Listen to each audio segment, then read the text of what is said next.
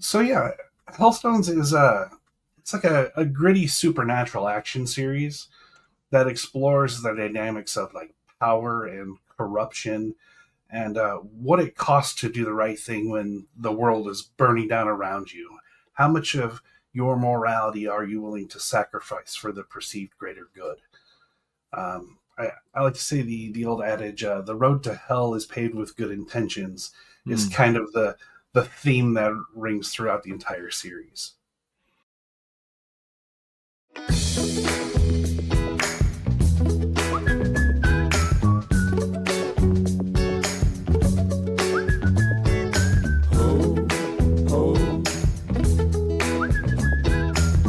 Welcome to Storycomic Presents, where we interview amazing storytellers and artists. This is episode 463. I'm your host, Barney Smith of Storycomic.com, and we're excited to have with us the internationally acclaimed illustrator and comic creator, Frank. Frank, Hello, thanks for how's it having me. going? I'm Yeah, great.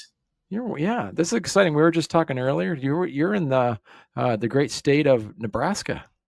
That's right. Yeah, right in Yeah. the middle of the country. Yep. You know what? And also too, you are a die-hard colorist because we were just mentioning before. I always like to kind of Yeah. change our the nameplate color a bit, and you even see behind you. So for our listeners, Frank has behind him the color wheel behind there, and also too is that you can't your brand doesn't have a color. It's every color is basically the brand of I mean it's your studio is even called Pigma Pigmacast. So That's every right. Pigma is available.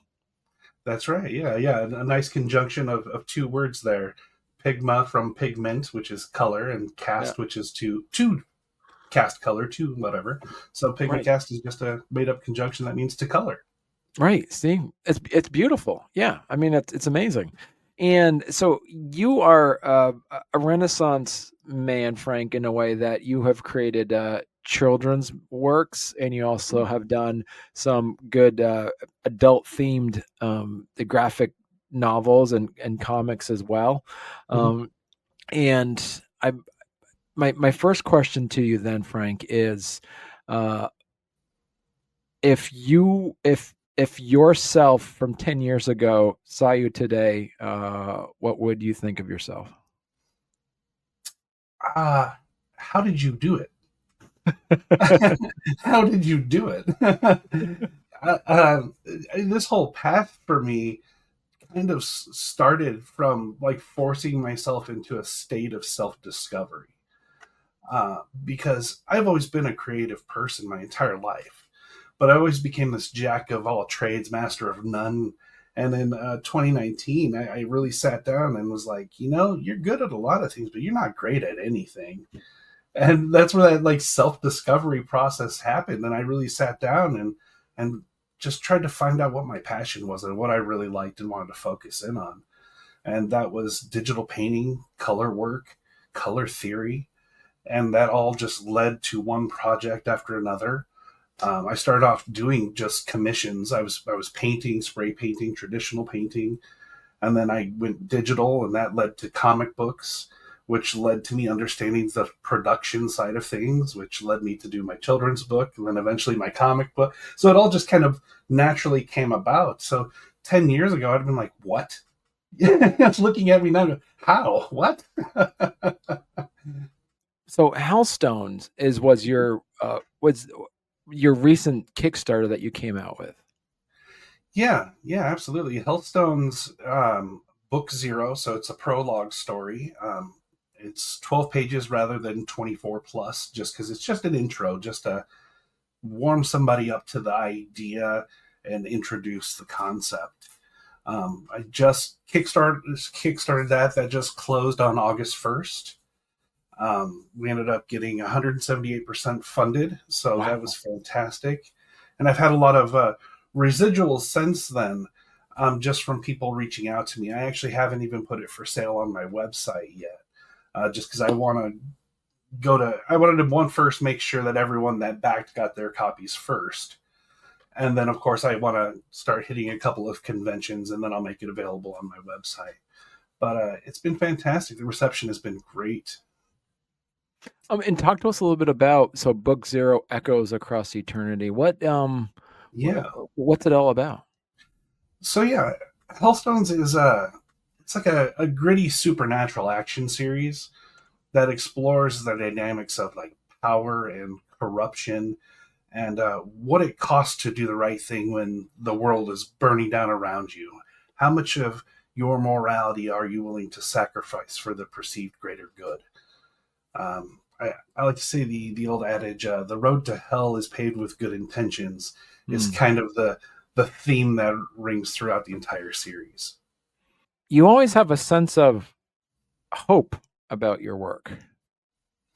Yeah, I try to. I mean, I try to keep a sense of real in it. And to me, I am a hopeful person. I am an optimist, but I'm also a realist. You know, so while I can see the negative and I can see how things could go bad, I do try to remain optimistic and hopeful, and that part of me comes through in almost everything I do. Right. And so it's this Hellstones, says book 0, but this is supposed to be a 12 issue series, correct? It's going to be, yeah, absolutely.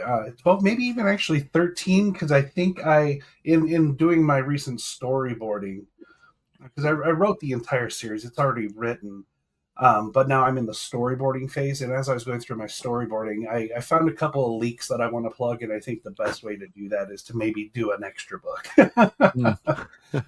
So it's probably going to end up being 13. And what's beneficial about your Kickstarter that you came out with is like you were the writer, artist, colorist, and everything for the book, correct? Everything except the line artist. Okay. I can illustrate, I can draw, but I lean towards the more cartoony stuff. Right. And I really wanted to bring like a good quality product, so I hired someone that was better than myself for that. There's always this perception of independent doesn't mean professional for some reason, and I definitely want to smash that barrier. I think you can be just as professional, if not more professional, than a lot of people or companies. It's just how much are you willing to put into it? Right. Now, and so talk to us a little bit about the world building aspects of it, of Hellstones. So I've loved storytelling. I'm a forever DM when it comes to Dungeons and Dragons. I've been playing that since I was a teenager. So when it came to world building and character creation, that part kind of came natural to me. I was working a desk job back in 2015, and as just an exercise to kill some time, I was like, I'm just going to write a little little one-page concept on something. Just wasn't sure what to do. Just needed to pass time, and that's when I came up with Hellstones originally, the original concept. I first started with the main character. I was like, okay, so who's going to be the protagonist? Who's going to be the antagonist? And I was like, I see enough of the superhero stuff. We see enough of the spandex and the capes and the busty women.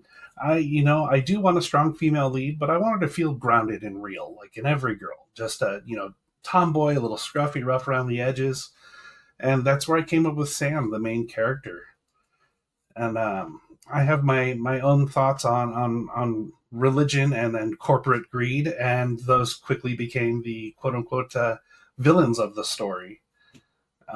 So it's and then from there it all just kind of started piecing itself together from there. Once I knew those main pieces, then it was like, okay, well, what are they fighting over? Why are they fighting over them? And so on. And I wanted to come up with something that I had never heard before. And that's where the Hellstones came into play. I was like, I want something that's been around maybe forever. Something that's secret, clandestine, and maybe that's why certain people or entities rise to power and fall throughout time, is because these clandestine stones have just always been around, and maybe this girl Sam is kind of caught up in the middle of this stuff. And that's the world that I created for Hellstones. And so, we're looking at for our listeners here. We're on the Kickstarter page here, and it's easy to find. All you'd have to do is, and we'll put a link in the show notes for everybody. The Hellstones / Echoes Across Eternity Book 0 is a landing page for it, and we're looking at 7 stones that are part of the Hellstones. Now, how have you been able to differentiate this from, as of our pop culture now in 2025, the most famous stones, which are from like the MCUs? How have you been able to differentiate your stones from, say, the Infinity Stones? Well, the Infinity Stones weren't even on my mind. So maybe there's some crossover in some places. Maybe there's not. I don't think so, really. But it honestly wasn't on my mind at all when I was writing it. Though I will say, as far as the creation of the stones and the mythos and the lore behind the stones, is nothing like the Infinity Stones. These are angelic artifacts. They came about, but throwing way back to when Lucifer was cast out of heaven.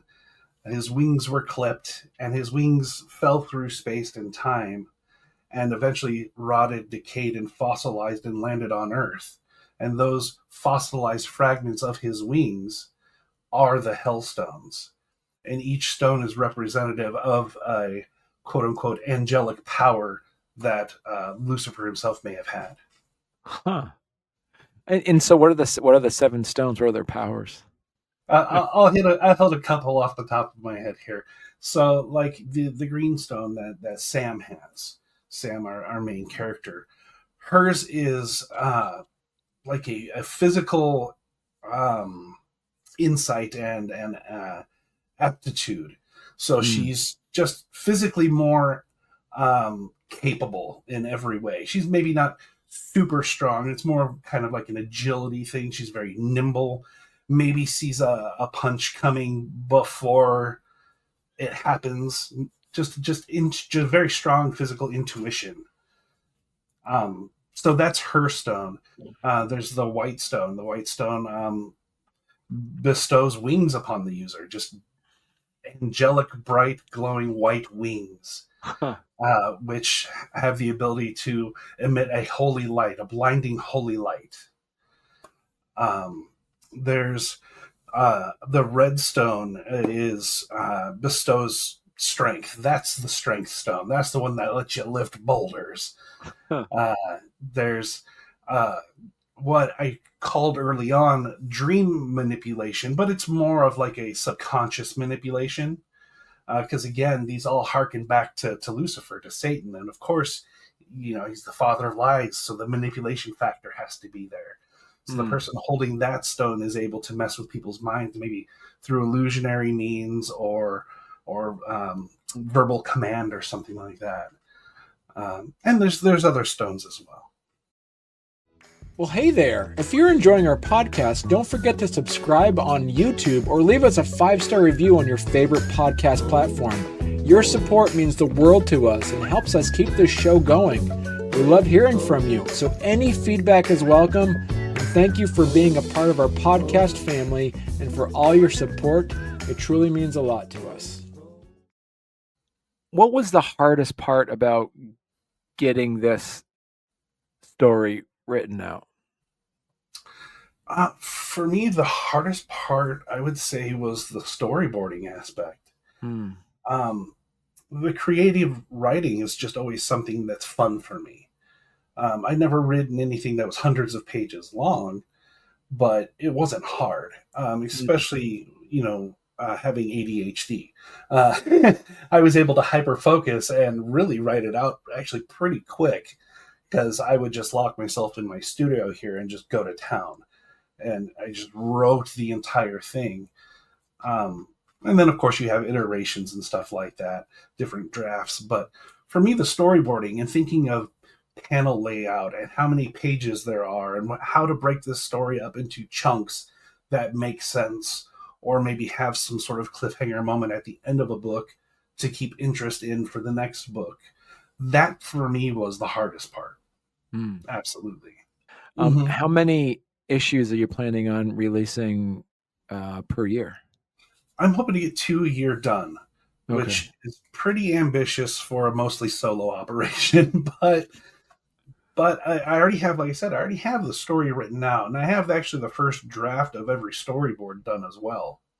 So I'm at that point to where all of the funding from book one went to recoup the costs that I had already put in, and anything beyond that rolled straight into hiring the artist for book one. Okay. So it really, I just have to do a final storyboard iteration and then hand it off to the artist, and we're off to the races. So hopefully I'm set up for success of being able to just churn it out. Right. Because as you mentioned, if it's 2 a year, you'll be done in 2031. Right. Right. Yeah. Good thing I'm not 44 years old, you know.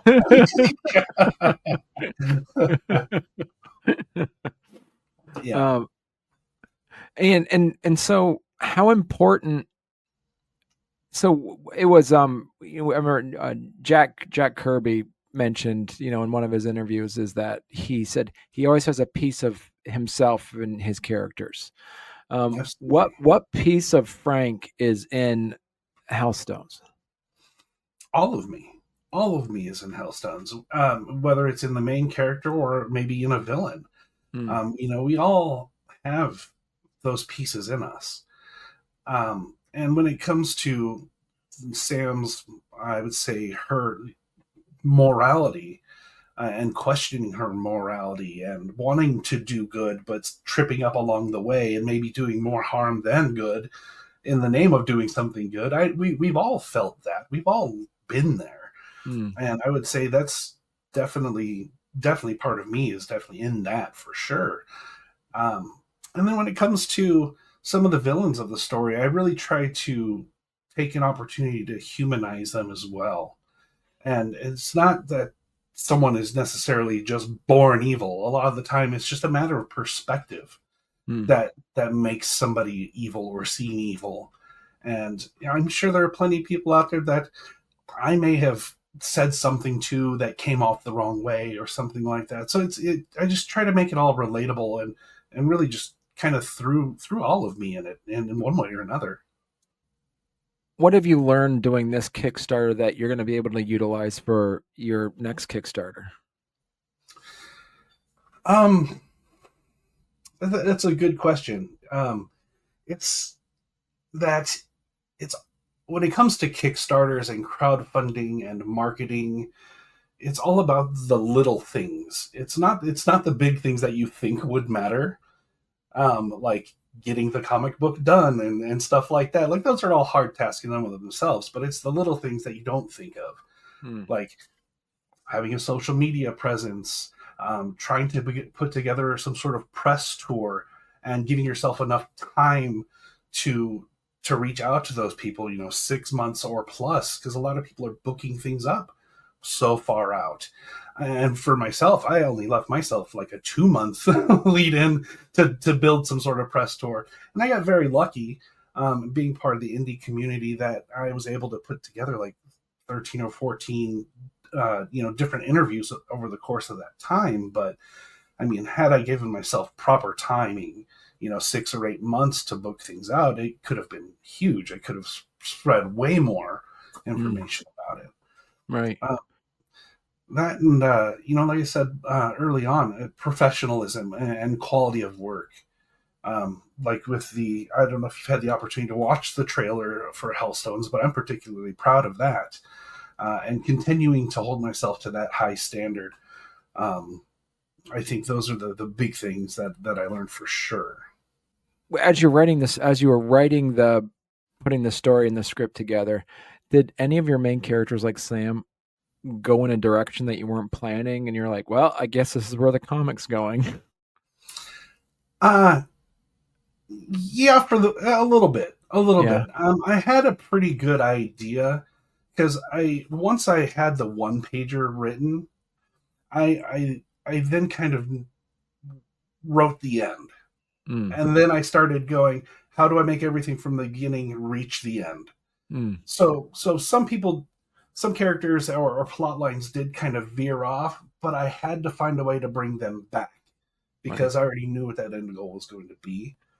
And I think that wasn't as hard as I thought it was going to be. And I think that really stems from, like I said, just years of playing Dungeons and Dragons and being a dungeon master, because that's kind of what you're doing the whole time is, herding cats. And it's going, I want to tell you that you need to go to the cave, but I can't tell you to go to the cave. So you're going to wander around for a bit, and then I'm going to force a turn on you somewhere that'll get you back there. So yeah, there's a little bit of that. But knowing what that end goal is supposed to be kind of helps you navigate back to it. What would be your pitch then for our listeners and our viewers out there to the reason to pick up Hellstones and start reading it? Yeah, it's something different. It's not a superhero comic. It's not capes and spandex. It's a story about power and sacrifice and what it costs to fight back when the system's broken. And if that hits home for you, check it out. And you also said, and if people want to learn more about you and your work, they could go to, as we say, Pigmacast.com. That's right. Absolutely. Okay, perfect. Well, listen, Frank, you have to come back on when you got your next Kickstarter coming out. Absolutely. I will let you know. I'd be happy to. Excellent. All right. Thank you so much, Frank. I'm looking forward to our next conversation. Yeah, thanks, Barney. I appreciate it.